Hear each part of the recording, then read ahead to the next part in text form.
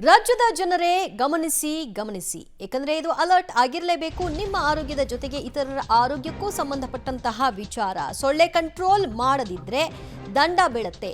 ಹೇಗೆ, ಯಾವ ರೂಪದಲ್ಲಿ ಅನ್ನೋ ಬಗ್ಗೆ ಮಾಹಿತಿ ಕೊಡ್ತೀವಿ.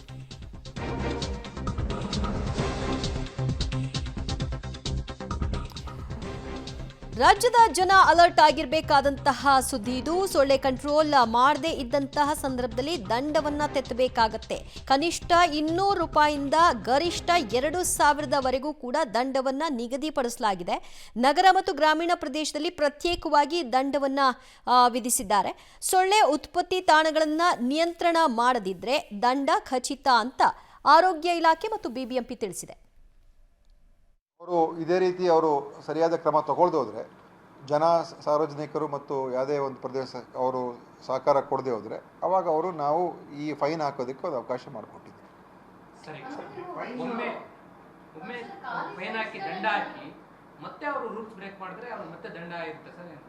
ಮತ್ತೆ ಅವ್ರು ಮಾಡಿದ್ರೆ ಮತ್ತೆ 50% the total fine shall be levied additionally for each week. ಪ್ರತಿ ವಾರ ಅವರು ಸರಿಯಾದ ರೀತಿಯಲ್ಲಿ ಅವರು ಅದನ್ನು ಕಂಪ್ಲೈ ಮಾಡದೆ ಹೋದರೆ ಆವಾಗ 50% ಅಷ್ಟು ಮತ್ತೆ ಹಾಕೊಂಡು ಹೋಗ್ತೀವಿ. ಪ್ರತಿ ವಾರ ನೋಡ್ಕೊಂಡು ಅದನ್ನು ಮಾಡ್ತೀವಿ. Deputy commissioner is the competent authority. ಅಂದರೆ ರಿಪೋರ್ಟ್ ತೊಗೊಳ್ತಾರೆ.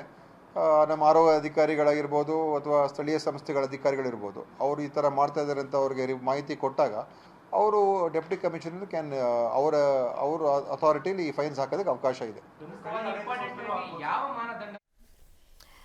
ಸದ್ಯ ಸೊಳ್ಳೆಗಳ ನಿಯಂತ್ರಣ ಮಾಡಬೇಕಾಗಿರೋದು ಸಾರ್ವಜನಿಕರ ಜವಾಬ್ದಾರಿ. ಆ ಕಾರಣಕ್ಕೆ ಇದನ್ನು ಸಾರ್ವಜನಿಕರ ಹೆಗಲಿಗೆ ಹಾಕಲಿಕ್ಕೆ ಬಿಬಿಎಂಪಿ ಮತ್ತು ಆರೋಗ್ಯ ಇಲಾಖೆ ಮುಂದಾಗಿದೆ.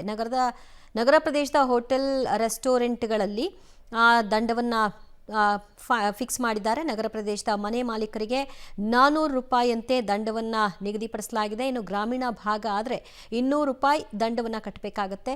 ಎಲ್ಲಂದರಲ್ಲಿ ಕಸವನ್ನು ಬಿಸಾಕೋದು ಮತ್ತು ಕಸವನ್ನು ವಿಂಗಡಿಸದೇ ಇರುವಂತಹದ್ದು, ನೀರು ಶೇಖರಣೆ ಆಗದೇ ಇರೋ ಹಾಗೆ ನೋಡ್ಕೊಳ್ಬೇಕು. ಇದೆಲ್ಲವೂ ಕೂಡ ಜವಾಬ್ದಾರಿ. ನಗರ ಪ್ರದೇಶದಲ್ಲಿ ಹೋಟೆಲ್ ರೆಸ್ಟೋರೆಂಟ್ಗಳಿಗೆ 1000 ರೂಪಾಯಿ ದಂಡ. ನಿಯಮವನ್ನು ಪಾಲನೆ ಮಾಡದೇ ಇದ್ದಂತಹ ಸಂದರ್ಭದಲ್ಲಿ, ಸೊಳ್ಳೆ ನಿಯಂತ್ರಣಕ್ಕೆ ಬೇಕಾಗುವಂತಹ ಕ್ರಮಗಳನ್ನು ಅನುಸರಿಸದೇ ಇದ್ದಂತಹ ಸಂದರ್ಭದಲ್ಲಿ ನಗರ ಪ್ರದೇಶದಲ್ಲಿ 1000 ರೂಪಾಯಿ, ಗ್ರಾಮೀಣ ಪ್ರದೇಶಗಳಲ್ಲಿ 500 ರೂಪಾಯಿ, ಶಾಲೆ ಕಾಲೇಜು ಹೋಟೆಲ್ಗೆ 500 ರೂಪಾಯಿ ದಂಡವನ್ನು ಫಿಕ್ಸ್ ಮಾಡಲಾಗಿದೆ. ನಗರದಲ್ಲಿ ಕಟ್ಟಡ ನಿರ್ಮಾಣ ಸ್ಥಳಗಳಲ್ಲಿ 2000 ದಂಡ. ಕಟ್ಟಡ ಕಾಮಗಾರಿಯ ಆಗುವಂತಹ ಎಲ್ಲ ಆ ತ್ಯಾಜ್ಯಗಳೇನಿರುತ್ತೆ ಅದೆಲ್ಲವನ್ನು ಕೂಡ ಎಲ್ಲಂದರಲ್ಲಿ ಬಿಸಾಕುವಂತಿಲ್ಲ. ಆ ರೀತಿಯಾಗಿ ಆದರೆ ಅದನ್ನು ಗಮನಿಸಿದ್ದೇ ಅದರಲ್ಲಿ ಈ ಫೈನನ್ನು ಕೊಡಬೇಕಾಗತ್ತೆ. ಮನೆ, ಕಟ್ಟಡ, ಖಾಲಿ ನಿವೇಶನಗಳಲ್ಲಿ ಕೂಡ ಸ್ವಚ್ಛತೆ ಕಾಪಾಡೋದು ಬಹುಮುಖ್ಯ. ಇನ್ ಕೇಸ್ ನೀವು ಅದನ್ನು ಪಾಲನೆ ಮಾಡದೇ ಇದ್ರೆ, ರಿಪೀಟೆಡ್ಲಿ ನೀವು ತಪ್ಪನ್ನು ಮಾಡ್ತಾನೆ ಇದ್ದೀರಿ ಅನ್ನೋದಾದರೆ ಪ್ರತಿ ವಾರ 50% ಹೆಚ್ಚುವರಿಯಾಗಿ ದಂಡವನ್ನು ಕಟ್ಟಬೇಕಾಗುತ್ತೆ.